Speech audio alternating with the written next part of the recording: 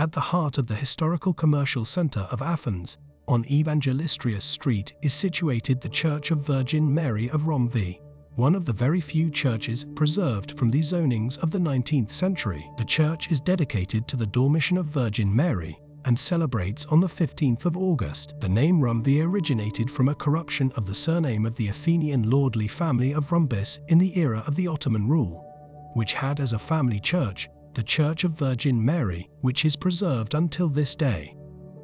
The church, which is a building of Byzantine times of the 11th century, but was renovated in the years of the Ottoman rule, belongs to the type of the three-aisle barrel-vaulted basilica with a complex roof.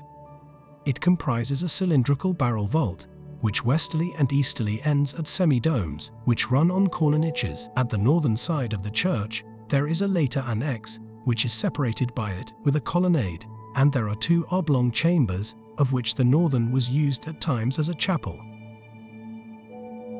Repairs which took place at the church during the 19th century, in part distorted its external sides. In 1966, at the expenses of the Fund of Clergymen of Greece, now Welfare Fund for the Orthodox Vicarial Clergy of Greece, to which it belongs, and with the supervision of the competent effort of Byzantine antiquities, conservation works were performed. From the removal of old coatings, it was found that the masonry was of common construction and of neglectful appearance, and for this reason the coatings were added back again. In 1973 to 1974, in front of the southwestern corner of the church were found relics of masonry, a part of an Ionian pedestal, two pieces of a smooth surface column, and a fragment from a rim of a Epiphanes jar. In the interior of the church, the three aisles are divided into two rows of columns of white marble. A special impression to the pilgrim visitor is caused by the wooden carved templon with two rows of its icons having been covered with a silver coating and gold-plated decorative elements. Between the two rows of icons as a decorative element is interjected an oblong row of gold-plated vine tendril with grape, rosettes and stylized geometrical shapes, squares, cover the intermediating gaps of the basis of the icons of the lower row. The bishop's throne bears a similar style to the one of the templon, originating evidently from the same workshop.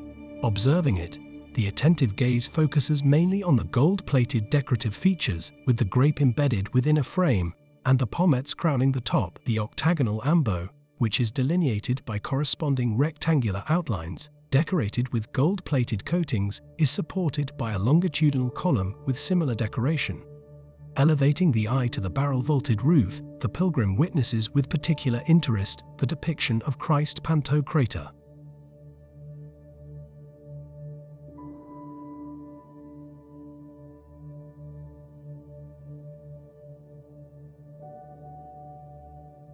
The portable icon of the Dormition of Virgin Mary, with Virgin Mary and the angel silver-covered impresses as the holy figures surrounding the Mother of Christ, having in the background the holy city of Jerusalem, are depicted with subtleness, highlighting features of the Cretan hagiographic art.